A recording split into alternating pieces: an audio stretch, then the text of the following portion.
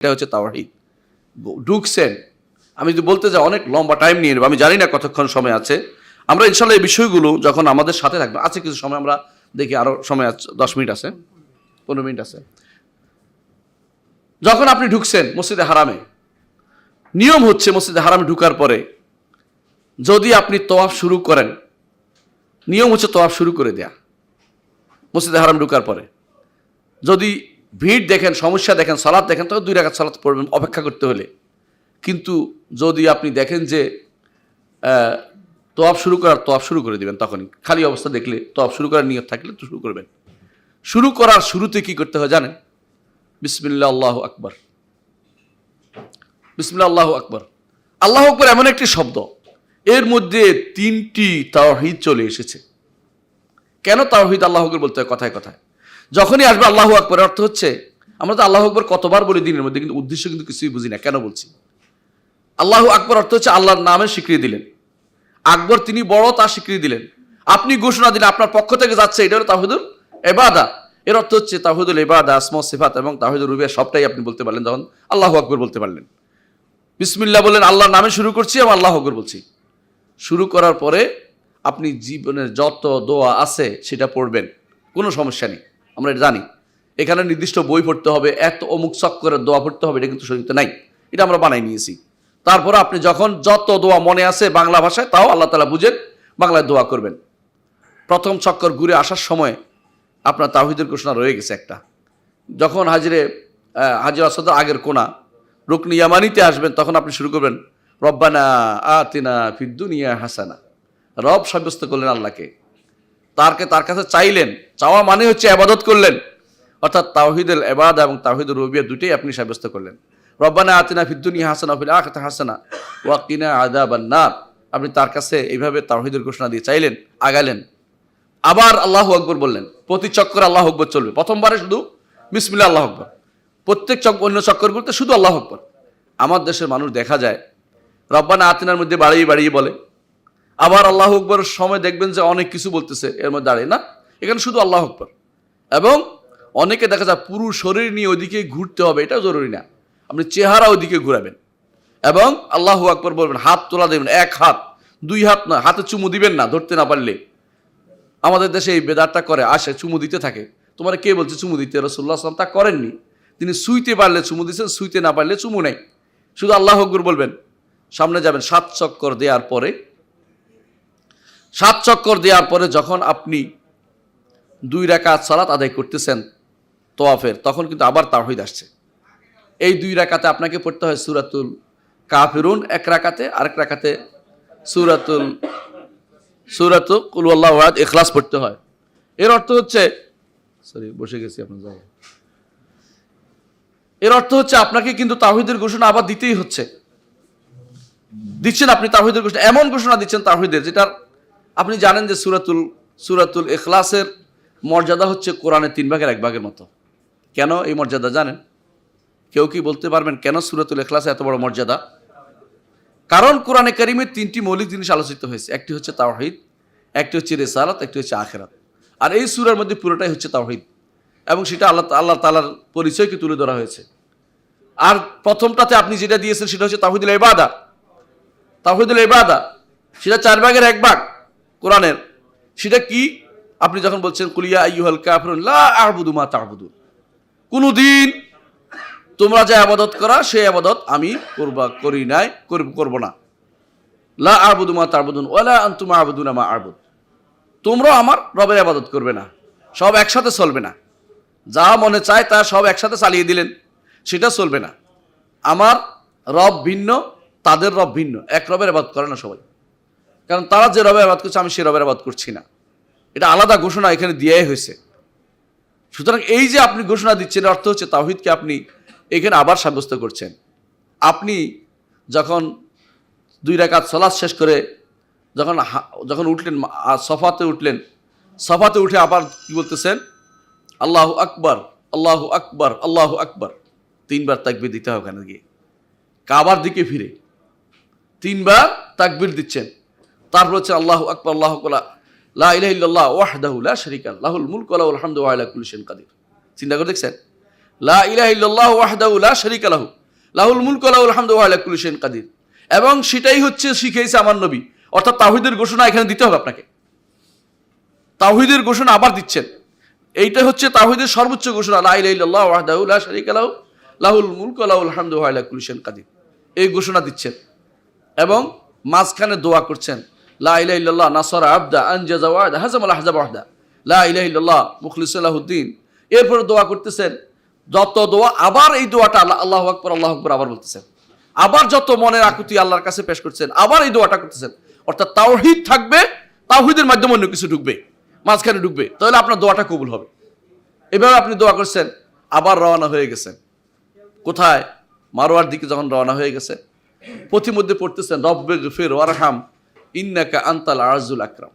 দোয়া করতেছেন, আল্লাহর প্রশংসা করতেছেন, রবুবিয়তে স্বীকৃতি দিচ্ছেন, দোয়া করতেছেন, আবার আল্লাহর নামগুলি বলতেছেন আযুল আকরাম।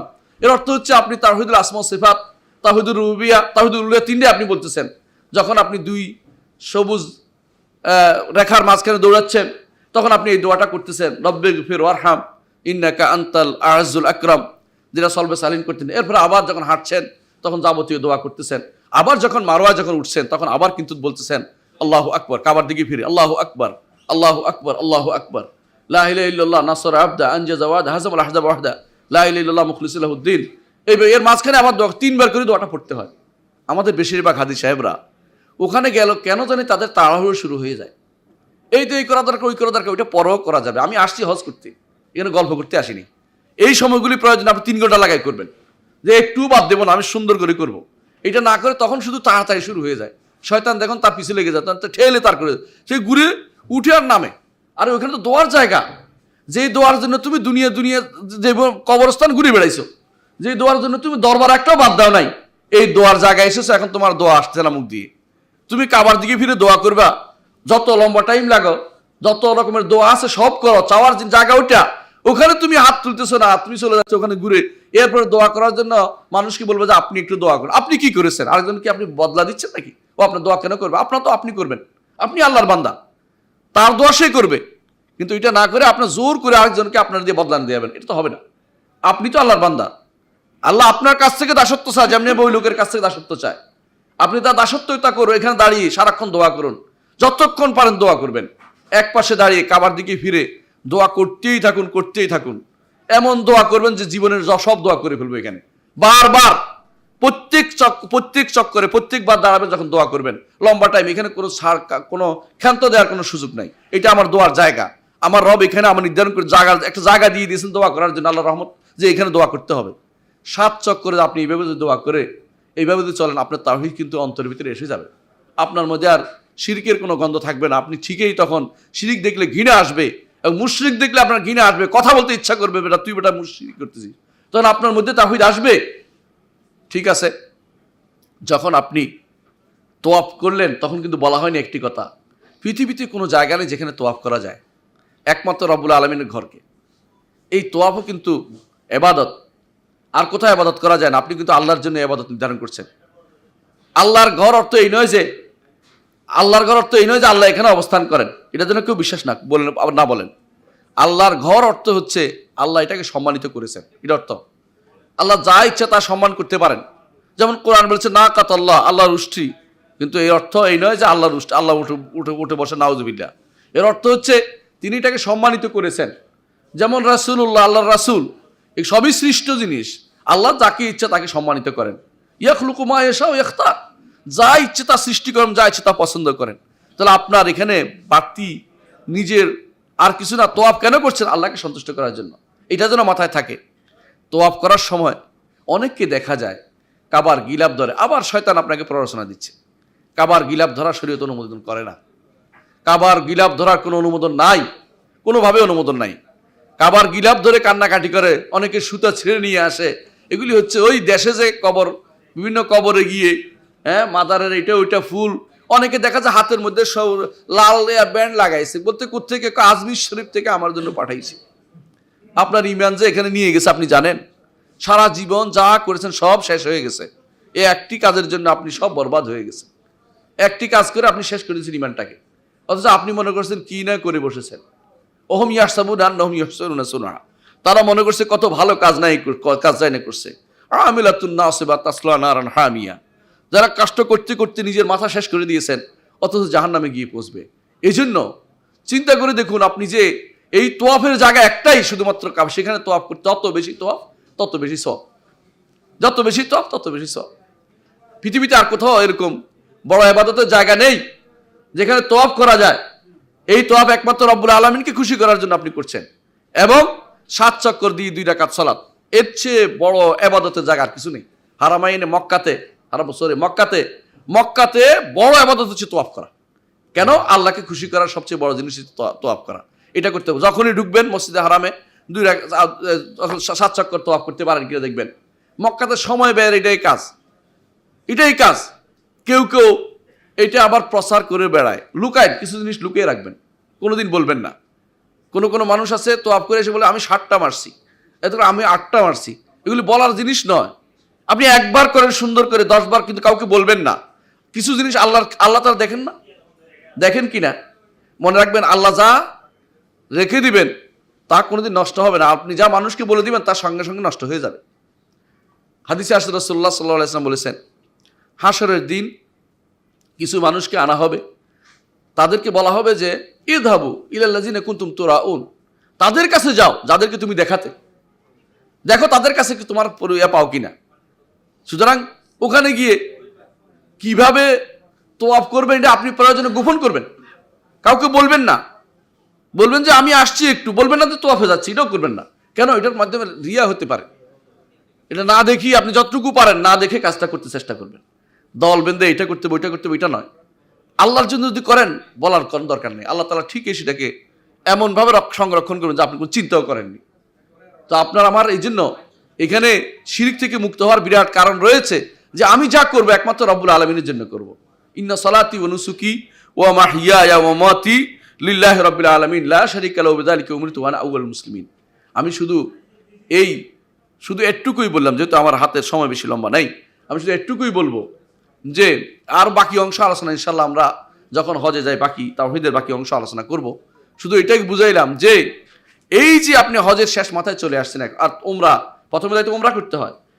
আপনি তোয়াফ করেছেন তাওহীদের ঘোষণা দিয়ে, তাওয়াফ করেছেন তাওহীদের জন্য, যখন শেষ করেছেন 2 রাকাত করেছেন তাওহীদের জন্য, যখন সফা উঠেছেন তাওহীদের ঘোষণা দিয়েছেন, মারওয়া উঠেছে তাওহীদের ঘোষণা দিয়েছেন, মাঝখানে তাওহীদের ঘোষণা দিয়েছেন।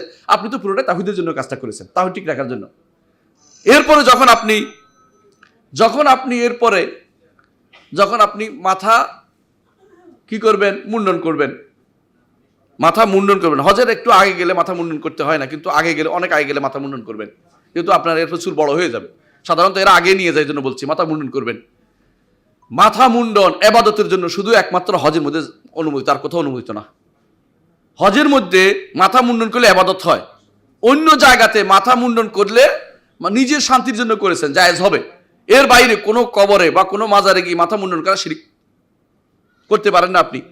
হজের মধ্যে শুধু তাওহীদের ঘোষণা দেওয়ার জন্য এটা করেছেন, কি আমি আল্লাহর জন্য সন্তুষ্টির জন্য এটা করছি, আর কত করবো না। এটা অনেকে দেখা যায় সেটাতেও রিয়া করে, মাথা কামাইছে ছবি তুলে পাঠাই দেবে ওর কাছে অথবা অমুকের কাছে। অনেকে দেখা যায় এটাকে ছবি তোলার একটা জায়গা বানিয়ে নিয়েছে, যেখানে এটা হবে মনে রাখবেন শয়তান আপনাকে ধোঁকা দিচ্ছে, আপনার তাওহীদের মধ্যে সমস্যা তৈরি করে দিচ্ছে। আপনি কি করেছেন বলার দরকার নেই, আল্লাহর কাছে শুধু বলেন কায়মান হবে কি, আল্লাহ তুমি কবুল করো, আল্লাহ তুমি আমি যা করেছি ততটুকু কবুল করো। হজের এই তাওহীদের ঘোষণা চলতে থাকবে আপনার। এরপরে যখন আপনি হজের জন্য ইহরাম বেঁধেছেন, তখন থেকে আবার সেই তালবিয়া আছে, আবার তাওহীদে ওই সময় আরেকটু বাড়বে। সেটা কি? তাকবীর বাড়বে। আল্লাহু আকবার, লা ইলাহা ইল্লাল্লাহ, আল্লাহু আকবার, আল্লাহু আকবার ওয়া লিল্লাহিল হামদ। তালবিয়া একসময় শেষ হয়ে যাবে, কিন্তু তাকবীরটা শেষ হবে না। তাকবীরটা চলতেই থাকবে 13 তারিখ পর্যন্ত, 13 তারিখ আসর পর্যন্ত তাকবীরটা চলতেই থাকবে। এর অর্থ হচ্ছে আপনার তাওহীদের ঘোষণা ছাড়া আপনার এক মুহূর্ত চলার উপায় নেই। যখন আপনি রওনা হয়েছেন তাকবীর এবং তালবীর দুটোই চলবে। সাহাবায়ে কেরাম বলতেছেন, ফামিন্নাল মুকাব্বির ওয়া মিন্নাল মুহিল, আমাদের মধ্যে কেউ তাকবীর দিচ্ছেন, কেউ তালবিয়া পাঠ করতেছেন। মুহিলত তালবিয়া পাঠ করতেছেন, মিন্নাল মুলাব্বি ওয়া মিন্নাল মুকাব্বির, কেউ তালবিয়া পাঠ করতেছেন, কেউ তাকবীর দিচ্ছেন, কেউ কাউকে ডিস্টার্ব করছে না। আর তালবিয়ার মধ্যে এমন শব্দ সাহাবায়ে কেরাম যুক্ত করছেন রাসূলুল্লাহ সাল্লাল্লাহু আলাইহি ওয়াসাল্লামের সাথে, রসুল কাউকে অস্বীকার করেন না, সবটি হচ্ছে তাওহীদের ঘোষণা। বলতেছেন লাব্বাইকা লাব্বাইকা হাক্কান তাআব্বুদান ওয়া রিক্কান, লাব্বাইকা হাক্কান, আল্লাহ আমি হক যথাযথভাবে তোমার হক পালনের জন্য, তুমি সত্য সেই হিসাবে আমরা তোমার কাছে আসছি, বারবার আসতে থাকবো। যিনি যে আবেগ দিয়ে বলছি আল্লাহ তোমার কাছে যাবো, আর কারো কাছে যাবো না। তাআব্বুদান ওয়া রিক্কান, দাসত্ব করে এবং নিজেকে গোলামি করার জন্য আমি তোমার কাছে হাজির হচ্ছি। সাহাবায়ে কেরাম বলছেন বারবার, রসুল কাউকে অস্বীকার করেন নাই। লাব্বাইক লাব্বাইক ওয়ার রাগবা ইলাইকা ওয়াল আমাল, লাব্বাইক ওয়া সাদাইক ওয়ার রাগবা ইলাইকা ওয়াল আমাল। সাহাবায়ে কেরাম বলছেন লাব্বাইক লাব্বাইক, তালবিয়া পাঠ করতেছি, আমি হাজির, আমি হাজির। হাজিরার যে ঘোষণা, সর্বকাজে আপনাকে হাজার সবার আগে আমি ঘোষণা দেব যে আপনার কাজটা আমি আগে করব। দুনিয়ার বুকে অনেক কিছুই তো করতে চায় অনেকে, আল্লাহর কাজটা আগে করার জন্য যে আপনি প্রস্তুত নিচ্ছেন না, কিন্তু ওখানে ঘোষণা দিয়ে আসছেন। দেশে এসে উল্টাটা করতে পারবেন না। এই যে তাওহীদের ঘোষণা আপনার মধ্যে থাকবে, এটা এরপরও চলতে থাকবে। আমি বাকিটা ইনশাল্লাহ অন্য সময় হজের মাঠে বা কোনো জায়গাতে ইনশাল্লাহ আলোচনা করবো তাওহীদের এখন কি ঘোষণা রয়েছে, কি তাওহীদ রয়েছে, প্রত্যেকটি পরতে পরতে দোয়াগুলোর মধ্যে কি তাওহীদ রয়েছে এবং সেগুলি কেন আমাদের করতে হয়। কারণ আমি যেন পরবর্তী জীবনে এমন কোনো কাজ না করে যে আমার এই অর্জিত সম্পদ ধ্বংস না হয়ে যায়। এত কষ্ট করে অর্জন করেছি, এত কষ্ট করে জিনিসটা অর্জন করেছি, আপনি কি চাইবেন যে ওয়ালাহু যুররিয়াতুন দুআফা, আল্লাহ তাআলা উদাহরণ দিয়েছেন কোরআনে কারীমে, যে তোমাদের কি কেউ চায় যে একজন মানুষ তার বৃদ্ধ হয়ে গেছে, আপনি তো বৃদ্ধ হয়ে গেছেন তাই না, বয়সের ভারে নুজ হয়ে গেছেন, এবং তার রয়েছে দুর্বল কিছু বাচ্চা, অর্থাৎ আপনার কিছু আমল টামল নাই, অল্প কিছু আমল রয়েছে আর সব শেষ হয়ে গেছে। এমন সময় এরসার আসছে, অর্থাৎ শিরিক হইল, তো আমলগুলি নষ্ট হয়ে গেল, আপনার কি এটা কাজে লাগবে? তাহলে আপনি এত কষ্ট করে বৃদ্ধ বয়সে আসছেন, একটা শিরিক করে ফেললেন, সব তো শেষ হয়ে যাবে। এই জন্য আপনাকে এটা হেফাজত করতে হবে। হজে করছেন তাওহীদের ঘোষণা দিয়ে, তাওহীদ পরিচালনা করার জন্য আসা পর্যন্ত, আসার পরে আমৃত্যু আপনাকে পাহারা বসাতে হবে কর্মকাণ্ডের মধ্যে, যেই হজটির মাধ্যমে আমি সবচেয়ে ভালো হইতেছি, ভয়েছি আল্লাহর, এই হজটির বিপরীত কাজটি করে, যেই ঘোষণার মাধ্যমে আমি আল্লাহর সবচেয়ে প্রিয় পাত্র হয়েছি, এবং জান্নাতের ওয়াদার আমি ওয়াদা পেয়ে অথেন্টিকভাবে লেখা হয়নি। অনেক বই লেখা হয়েছে, অথেন্টিসিটির দরকার, বিশুদ্ধ জিনিস দরকার। আপনার অনেক কিছুই আপনি চালাতে পারবেন, কিন্তু বিশুদ্ধ জিনিসটা চলা দরকার। দুনিয়াতেও আপনি বিশুদ্ধ জিনিস গ্রহণ করতে চান, সেরকম ওখানে প্রথমে এই দোয়াটা আছে, আপনি এটা মুখস্থ করতে হবে। মুখস্থ করবেন কেন? জীবনের পরতে পরতে আপনি ঘর থেকে বের হন, যখনই বের হন, এটা কিন্তু তখনকার দোয়া, শুধু হজের দোয়া না, কিন্তু হজের সময় দোয়াটা আপনি পরে বের হবেন। এই দোয়াটির মধ্যে রয়েছে পুরোপুরি তাওহীদের ঘোষণা, পুরোপুরি তাওহীদের ঘোষণা। আপনি যখন বের হয়ে, যখন এহরাম পড়ার আগে অনেকে 2 রাকাত পড়ে, বাধ্যতামূলক না, পড়ছেন, তখনও কিন্তু আপনি সূরা ইখলাস এবং সূরা কাফিরুন দিয়ে পড়ছেন, দুইটাই তাওহীদের ঘোষণা, আর কিছু নয়, তাওহীদের ঘোষণা দিচ্ছেন।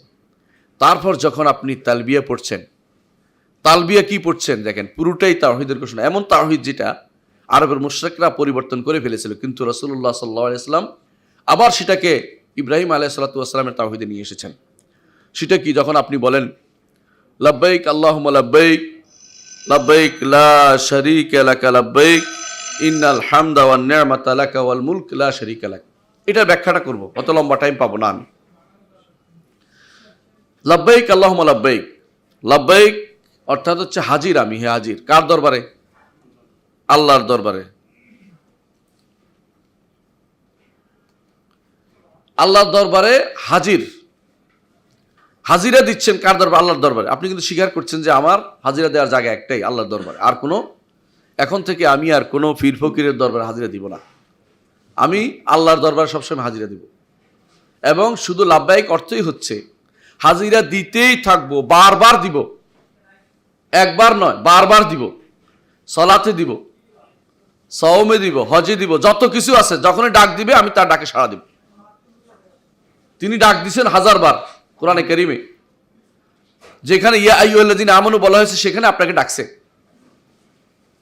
যেখানে ইয়া আইয়ুহাল্লাযীনা আমানু বলা সেখানে আপনাকে ডাকছে, যেখানে ইয়া আইয়ুহান নাস, হে মানুষেরা, সেখানে আপনাকে ডাকছে, যেখানে ইয়া বানি আদম বলে ডাকছে সেখানে আপনাকে ডাকছে। এই ডাকগুলিতে আপনি সবসময় বলবেন লাব্বাইক ওয়া সাদাইক ওয়া রাগবা ইলাইক ওয়াল আমাল, লাব্বাইক লাব্বাইক লাব্বাইকা হাক্কান তাআব্বুদান ওয়া রিক্কান, আমি হাজির, হাজির, আমি দাসত্ব করার জন্য হাজির আছি। এই আহ্বান আপনার অন্তরের ভিতরে থাকতে হবে।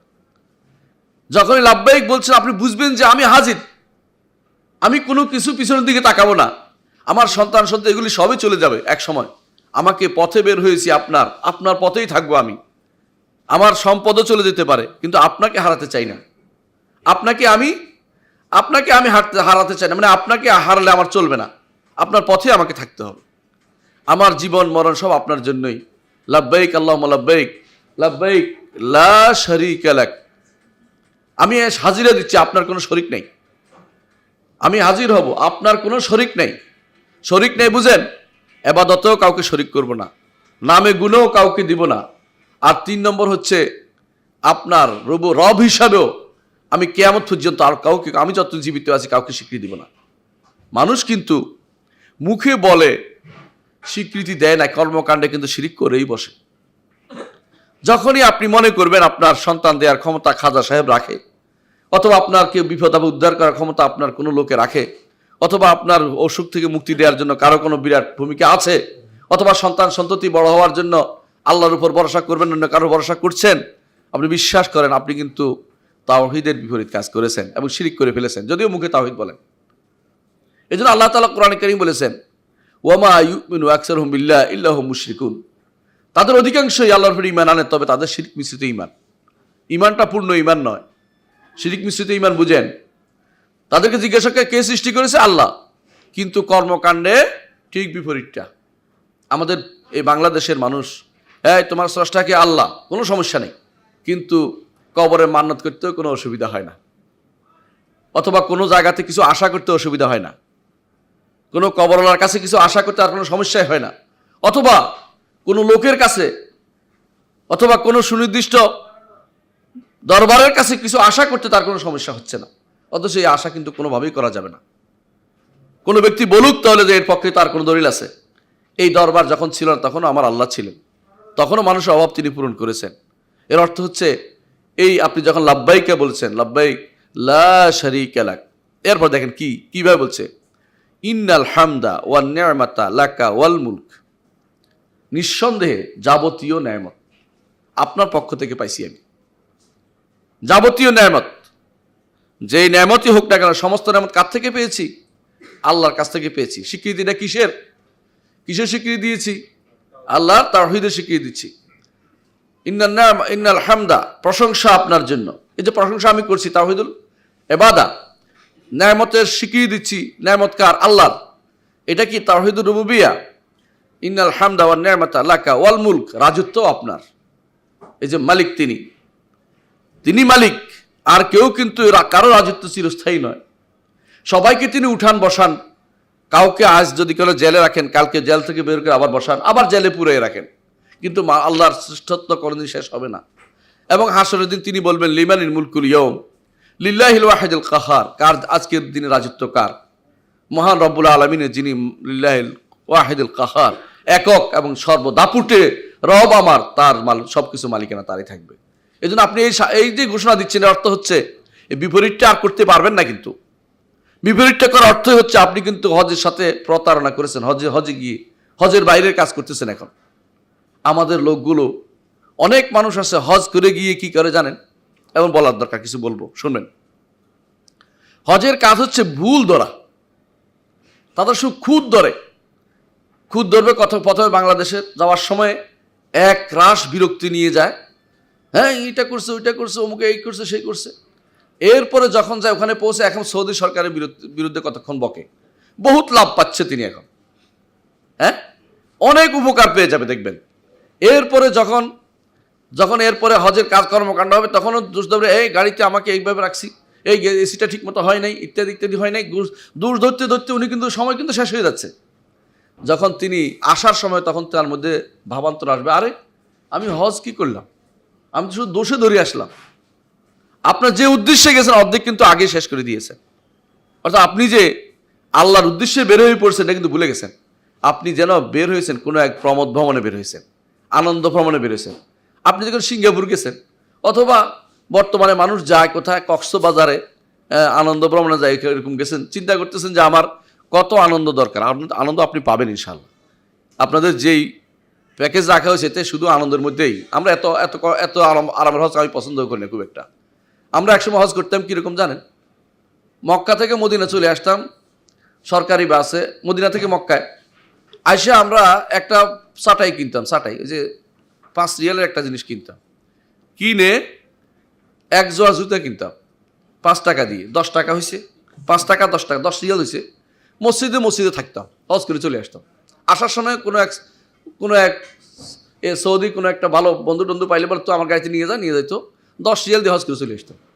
কিন্তু কোথায় থাকতাম? আমরা তো বাড়িঘর দেখতাম না, আমরা দেখতাম একটা মসজিদ আছে ভালো, আল্লাহর ঘরে নামাজটা ঠিকমতো হবে, এখানে আলোচনা হয়, আলোচনা শুনবো।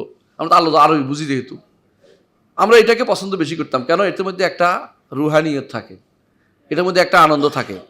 কিন্তু যত বেশি আনন্দ আপনি পাবেন, অসুবিধা নাই, হজ আনন্দ করার নিষেধ নাই, কিন্তু আপনার জন্য ভুলে না যান যে মূল উদ্দেশ্য হচ্ছে তাওহীদ প্রতিষ্ঠা। আল্লাহর তাওহীদটাকে আমি কতটুকু বাস্তবায়ন করতে পারছি সেটা।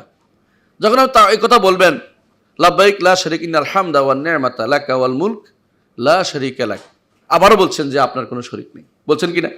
এর অর্থ হচ্ছে এইটা স্লোগান হজের। এই স্লোগানটা আপনার চলতেই থাকবে, বন্ধ হবে না। কতদিন পর্যন্ত চলবে? যখন থেকে এহরাম বাঁধছেন, এহরাম খোলা পর্যন্ত চলবে। যতবার এহরাম খুলবেন, উমরার এহরাম শুরু করে দিয়েছেন, উমরার এহরাম শেষ করা পর্যন্ত চলবে। হজের এহরাম শুরু করেছেন 10 তারিখ পর্যন্ত, সেটা চলবে। 10 তারিখের পরে আর তালবিয়া নাই।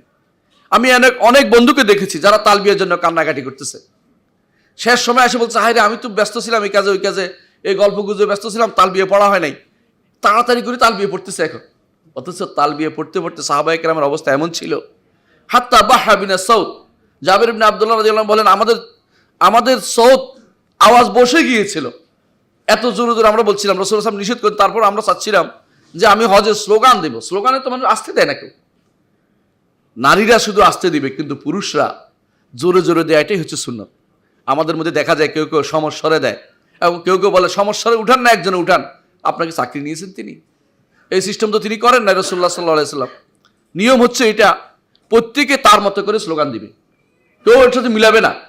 কারণ এটা কোনো ওই স্লোগান না যে স্লোগান আপনার দুনিয়ার খাওয়ার জন্য, এটা আল্লাহকে খুশি করার স্লোগান। এবং সেটা হবে কি, আপনি কতটুকু ভক্তি, শ্রদ্ধা এবং সম্মান সহেছি যার মাধ্যমে, সেটাকে আমি বিনষ্ট করে আমি জাহান্নামের পথে যাব না। এইটা পরবর্তী কাজে আপনাকে রাখতেই হবে, নইলে আপনার হজ হবে কি গজ, হাতির মতো হবে আসা যাওয়া।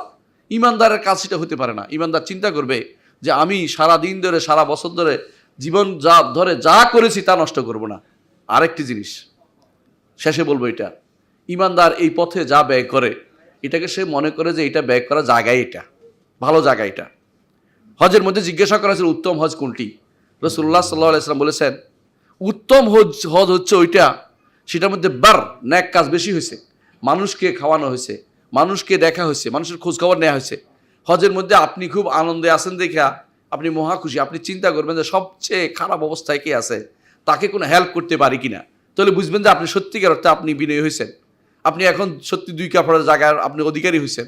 আপনি আল্লাহর সামনে নত দুইটা হওয়ার জন্য আপনি প্রস্তুত গ্রহণ করে আছেন। এইটা যদি না থাকে, আসলে আমার হজ মাবরুরও হয় না, এবং তা হজের শিক্ষাও আমাদের মধ্যে বাস্তবায়িত হয় না, এবং আমরা আসলেই হজ থেকে সঠিক শিক্ষা নিয়ে আসতে পারি না। প্রতি বছরেই আমাদের দেশের মানুষগুলো হজ করে আসে, আবার যেই সেই হয়ে যায়, বিশ্বাস করুন। এবং হজের শিক্ষাটা গ্রহণ করে না, যেই শিরিক নিয়ে গেছে আবার শিরিক নিয়ে আসে। লক্ষ কোটি মানুষ কিন্তু হজ করতেছে, লক্ষ লক্ষ মানুষ হজ করতেছে প্রতি বছর। যদি ধরেন 10 বছরের 10 লাখ মানুষ তো হজ করেছে, 10 লাখ মানুষের ভিতরে তাওহীদ হয় বাংলাদেশে, বিশ্বাস করেন বাংলাদেশে আর আমাদের কষ্ট করার দরকার হবে না। মানুষ নিজেই ঠিক করতে পারে তার পরিবারকে, বলবে যে সাবধান, এটা কিন্তু করা যাবে না। কিন্তু দেখা যায় আপনি আবার নিজের সন্তান বাঁচানোর জন্য কোনো রকম শিরিক করে যাচ্ছেন।